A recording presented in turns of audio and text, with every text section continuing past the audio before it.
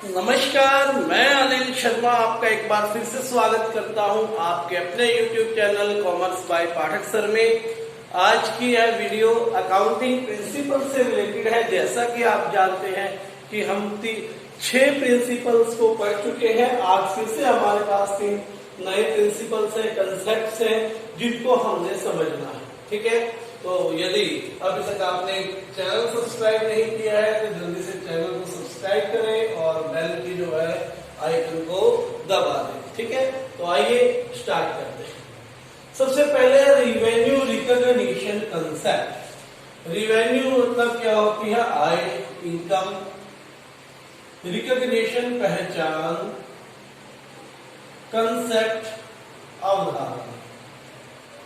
अर्थात आपको अपनी आय की पहचान करनी है। अभी एक एग्जांपल देता हूं मैं आपको। एक ऑर्डर आपको 1 अप्रैल 2020 को मिला 50,000 रुपए का। ऑर्डर रिसीव हुआ, ऑर्डर रिसीव। ठीक है। दूसरा,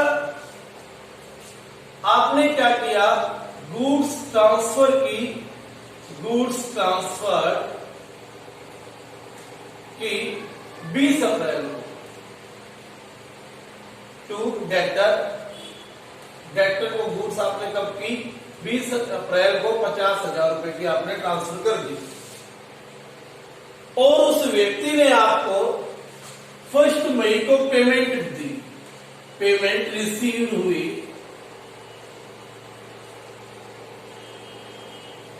1 मई। इस कंसेप्ट में आपको यह बताना है कि आप रिवेन्यू कब माने? 1 अप्रैल को माने, 20 अप्रैल को माने या 1 मई को माने। यहां पर यह पहचानना है। तो आपने करना कुछ नहीं, आपने ये देखना है कि जो transfer of goods and services, goods का जो ट्रांसफर हुआ है वो कब हुआ। यहां पर आप देख रहे हो कि गुड्स उसने ट्रांसफर की, ट्रांसफर ऑफ ओनरशिप गुड्स की ट्रांसफर हुई। ट्रांसफर ऑफ ओनरशिप जो ट्रांसफर हुई है वो 20 अप्रैल को हुई है। तो ये क्या हो जाएगा? आपका रिवेन्यू इस डेट की हो जाएगा। यदि रेंटल इनकम है, रेंट रिसीव हुआ, कमीशन रिसीव हुआ, that is based upon time period. Time period आपने देख रहा है, मई अप्रैल मंथ का रेंट मिला है आपको, भले ही वो आपको जून में मिला तो वो आपका इनकम कब की है? अप्रैल की। ठीक है, समझ में आई बात? मान लीजिए 31 मार्च को यदि आपको रेंट मिलना था और नहीं मिला, और वो मिला जून में जाके, तो भी आपने रेंट जो है वो पिछले साल की ही फाइनेंशियल स्टेटमेंट में लिखना होगा, क्योंकि वो मार्च का था। भले ही ना लिखा, वो रेंट रिसीवेबल में आपने एक्रूड रेंट के अकॉर्डिंग आपने उसमें लिख देना है बैलेंस शीट। ठीक हो गई बात? और कुछ केसेस ऐसे होते हैं जहां पर आपको रिसीव के हिसाब से रेंट जैसे मानना पड़ेगा। कब रिसीव हुआ ये देखना पड़ेगा। जैसे वो स्पेशल केसेस है, नॉर्मल केसेस में यही रहेगा जो मैंने बताया। स्पेशल केसेस में वो टाइम कब होता है? जब आप रिसिप्ट के अकॉर्डिंग क्या देखते हो? रेंटल देखते हो। यदि आपने इंस्टॉलमेंट मेथड से कोई चीज बेची, मान लो आपने एक फ्रिज बेचा है, रेफ्रिजरेटर बेचा है और इंस्टॉलमेंट मेथड पे बेचा है, यानी कि इंस्टॉलमेंट्स में आपके पास पैसे आ रहे हैं, तो आपने हर मंथ की रिसिप्ट माननी है। जब रिसीव हो रही है तभी उसको रिसीव मानना है। ठीक है, तो वो नॉर्मल केस है, वो अलग केस है। नॉर्मली हमारे पास ये है कि इसमें आपने क्या पहचानना है? ये इनकम पहचाननी है, रिवेन्यू पहचाननी है कब। दूसरा है एक्यूरल कंसेप्ट। सेकेंड आज का है एक्यूरल कंसेप्ट। एक्यूरल कंसेप्ट क्या है? वो भी लगभग इसी में है। ये दोनों के लिए है कि आपने किसी इनकम को या एक्सपेंस को कब मानना, जब वो रिसीव हो या आपने पेमेंट की तब, या जब आपने गुड सर्विसेज ली यानी कि उनकी ओनरशिप ली तब। ठीक है, तो एक्यूरल कंसेप्ट और कैश बेसिस दो तरह के कंसेप्ट होते हैं। ठीक है, दो तरह के कंसेप्ट होते हैं, कैश बेसिस कंसेप्ट और accrual basis concept. Accrual basis concept यहां ये कंसेप्ट का काम करता है व्हेन कैश रिसीव्स और व्हेन कैश पेड। ठीक है, मान लो आपने अप्रैल मंथ में कोई गुड्स सेल की और जुलाई मंथ में आपकी कैश आई है, तो आपने जुलाई मंथ में ही एंट्री करनी है, अप्रैल में कोई एंट्री नहीं करनी है। ठीक है, ये किसके अकॉर्डिंग है, कैश के बेसिस। ये गलत मेथड है, अकॉर्डिंग टू लॉ हमें एक्यूरल मेथड करना है। इसका मतलब जब आपने ट्रांजैक्शन की उसी समय आपने ट्रांजैक्शन रिकॉर्ड करनी है, चाहे कैश थी चाहे क्रेडिट। ठीक है, अप्रैल में ट्रांजैक्शन हुई, क्या किया आपने, गुड्स पे की, क्या एंट्री हो जाएगी, debtor account debit to cell.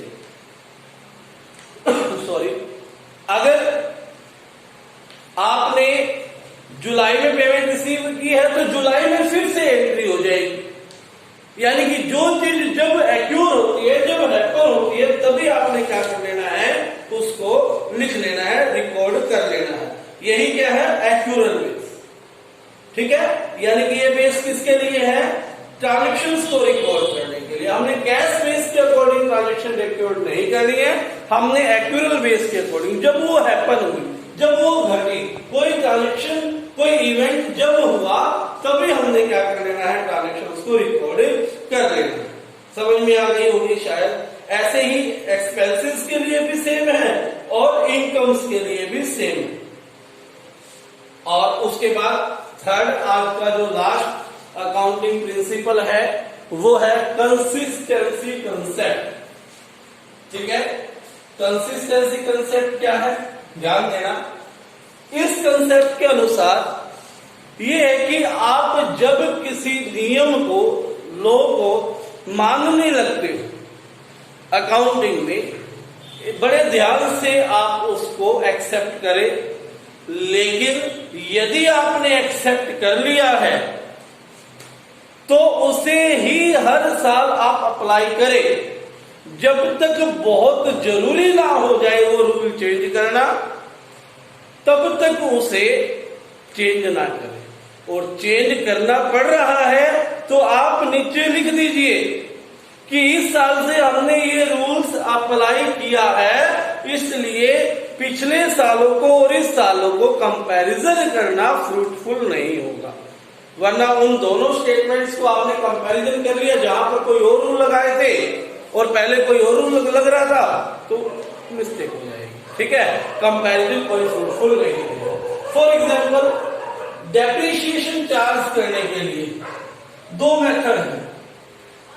ठीक है, स्ट्रेट लाइन मेथड है और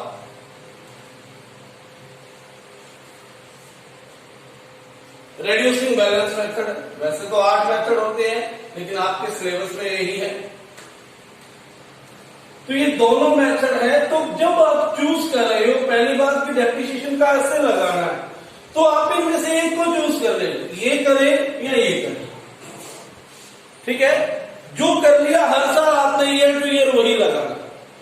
चेंज करना है तो नीचे फुटनोट में जिस साल आपने चेंज किया है स्पेशली लिखेंगे कि from this year we are going to change this particular rule और मेथड।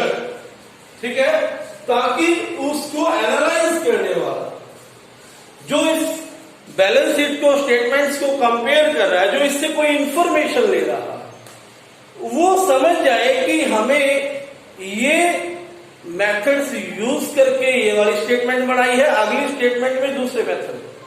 तो या तो दूसरी स्टेटमेंट को पहले के अकॉर्डिंग चेंज करेगा तब जाके कंपैरिजन करेगा, या फिर कंपैरिजन ही नहीं करेगा। क्योंकि दोनों को अगर कंपेयर कर लिया तो कोई फ्रूट नहीं निकलेगा, यानी कि कोई रिजल्ट नहीं निकलेगा। तो ये था आपका अकाउंटिंग प्रिंसिपल्स चैप्टर। तो ये खत्म हो गया है। नोट्स मैंने इसके आपको ग्रुप में सेंड कर दिए हैं, ठीक है। इसको पढ़ लेना है और याद कर लेना है, ठीक है। धन्यवाद।